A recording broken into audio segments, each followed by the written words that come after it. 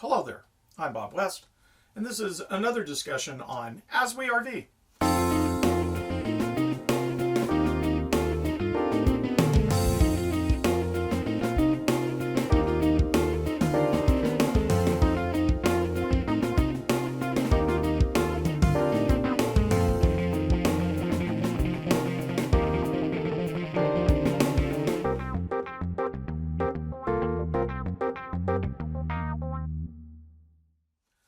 I'd like to talk to you today about going to look at trailers, and it's my hope that we will be doing that over this winter. We're going to take a look at some different types of trailers, fifth wheels, travel trailers, Class C's, and explain some of the differences and some of the benefits of a trailer. But the one thing that you should do is go and look at all trailers, regardless of what you think you're going to buy. Even if you're going to buy, you're going to buy a bumper hitch, you're going to buy 120 feet because that's what your truck can tow or your car can tow. You're going to buy an egg trailer or a light trailer. But go and look at all trailers. Go and look at fifth wheels. Go and look at things you cannot possibly afford. Go and look at longer trailers than you thought you wanted, smaller trailers than you thought you wanted, and look at all the amenities and play with everything that you can for as long as you can before you settle on buying a trailer. And I'm going to tell you why right now, because the more you do that, the more you'll be able to pick out the trailer that's the best for you. Now, I've talked before about that I had to have a long couch and that the couch had to jackknife and I had to be able to spread out on it. And this was really important to me. But what I didn't talk about were things like space. Now, we added a dog after we bought this trailer. And had I known that I was going to add a dog, I'd have never bought a trailer that had one passageway and one way to the door, and that's all it had, because when my wife is cooking, the dog wants to be at her feet. And if I need to get back to the back of the trailer, I used to be able to get around the wife easily enough, but now I got to get around the wife and the dog. So I've got to convince the dog to go to its little spot in the corner here, which is fine because we're getting used to it, and I don't want to buy another trailer. But the truth is, if I'd known I was going to have a dog at my feet, I would have considered getting a trailer with a slide out. And then I would have had room to get around the dog, and the dog would have room to run around it. And I think that's a critical thing to think about. So if you're an animal lover, you're going to bring your animal with you. You have to start thinking about your animal, and you have to think about how you're going to support that animal. Are you going to keep everything in the car? Or are you going to keep your dog food and your dog bowl in here? Well, there's only one passageway. Guess what happens to the dog bowl? It's got to go somewhere. So if you've got cabinet space that you're using down below and you've got the dog bowl there, you got to be careful. And in the middle of the night, you're going to get up and then, oh, there's the dog bowl, and you're going to find it. It's just going to happen. So test drive everything. Now, I like dual sinks. I don't like one big sink. It's a water waster. I like two sinks. And the thing I like about the sinks are the ones that come with a cutting board. Now, having an extra cutting board up in your cabinet is nice. We do. But the truth is, having this cutting board right here is really convenient. It covers up the sink, so you have some extra preparation room up on here, which is nice. But by having the small sink, you have what we call a dish sink. So you use a minimal amount of water if you're cleaning your dishes, and you have an area that you can put your dishes that are drying on. And if there's any water coming off, it'll leak back into a sink, and it's not leaking all over your pretty counters. And keeping your counters nice and your balances nice is very important. So if you get into a trailer and you go, wow, this thing's really beautiful, it's really clean, then it's your job to keep it that way. And the easiest way to keep it that way is to make it clean and easy to begin with and make your life organized. So we only have two drawers. Those drawers are indexed. You have to lift them up to get them open. So pay attention to the number of drawers you have. You'll notice up here that from Camping World, I bought this little knife holder and screwed it in just gently. Now, these are the only two screws I've ever put in this trailer. And I like having the knives up here because they don't rattle around. I know where they are, and I don't have to worry about sticking my hand in the drawer and getting it cut. And I knew that this cabinet above was going to be my dish cabinet. Okay, and I knew the cabinets back there were going to be my media cabinets, and they were going to hold my pillows, my DVDs, and my electronics, and my first aid kit, and the games for the kids. And then I had this wardrobe cabinet over here that I said would hold about 6 shirts, which really holds 2 jackets, which is fine. A couple of shirts, a couple of jackets, that's all you really need. And then we knew we were going to have food somewhere, so we have a storage cabinet over here for food. We said, okay, cool, that's fine. There's only 2 of us. We don't need a lot of food. And then we have another cabinet over here that you can't see, but it's full of towels, beach towels, and stuff like that. You want to look for that, and you want to look for a place to put your clothes. There's nothing worse than buying a trailer, especially like an egg trailer, a teardrop trailer, a short 16-foot trailer, and realizing that you've packed a bag about this big by this big by this big, and you have nowhere to put it. So at night, you're tripping over it. And the one thing I liked was clean, and I like to be open about my trailer. So maybe it's retentive, but it doesn't matter. I had another wardrobe cabinet, which the camera's sitting on right now. And so I put shelving in there without destroying the trailer, without screwing into it, without drilling through it, without creating any mess in it.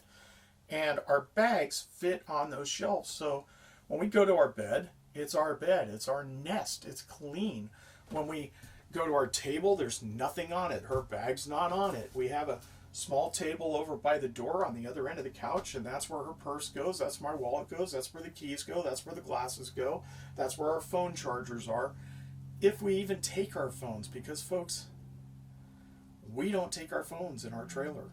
For most of the part, we take our phones, we leave them in the truck, we turn them off. I am not checking Facebook when I am in this trailer. I am not worried about my YouTube channel, which I'm doing this video for, when I'm in this trailer.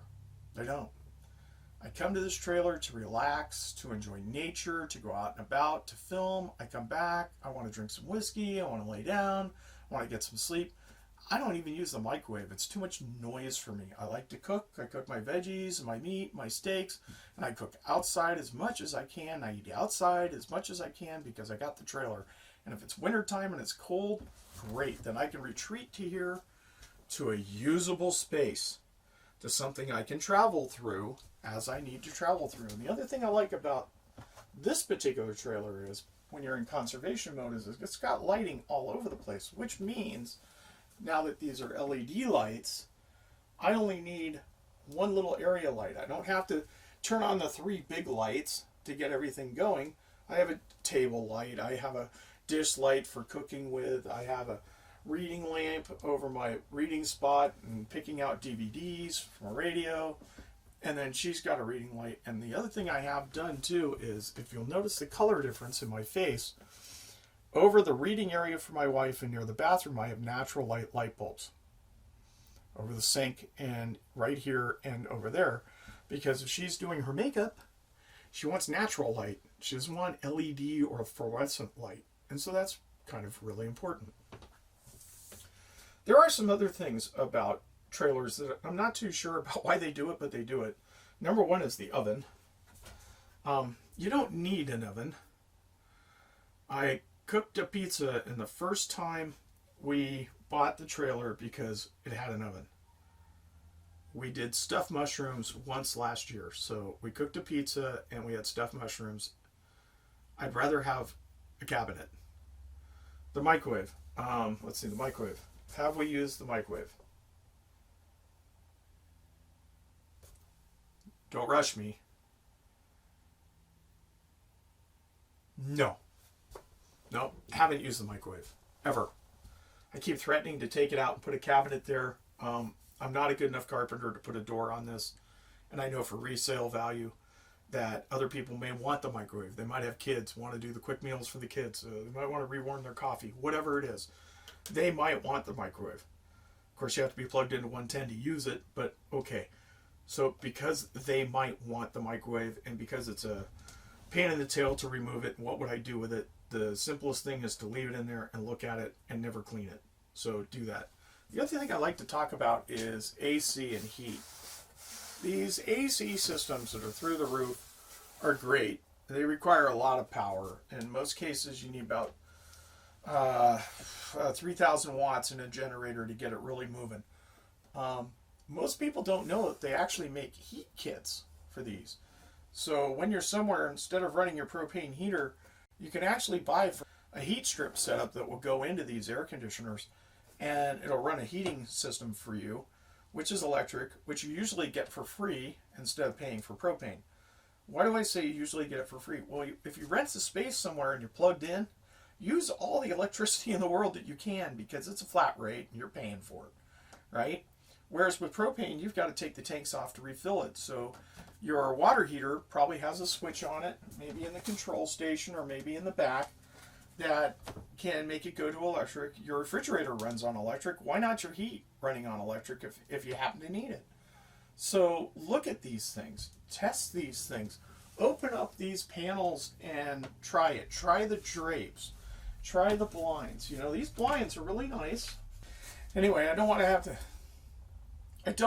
to start a fire to do my coffee. I don't want to have to worry about whether my clothes are in the car or in the tent.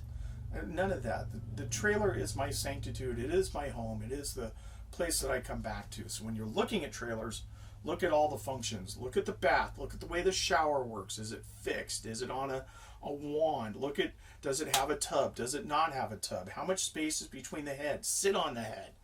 Seriously. Sit on the toilet. Sit at the dinette. Lay down on the bed. Lay down on the couch. Try and put your coat in the coat closet. See how easy it is to open and close, especially with used trailers. Everything. I mean absolutely everything. Unless you're using somebody that we know and we trust that's going to warranty that trailer or be there after the point of sale, you're buying it from a private party, you could get hosed pretty quickly. So you have to try all this stuff out. You have to try everything in and out. Awnings, try everything. But more importantly, go look at a bunch of stuff. Do not buy the first trailer you see. Just don't. They make lots of them. There'll be another one, I guarantee it. For As We RV, I'm Robert West. Thank you.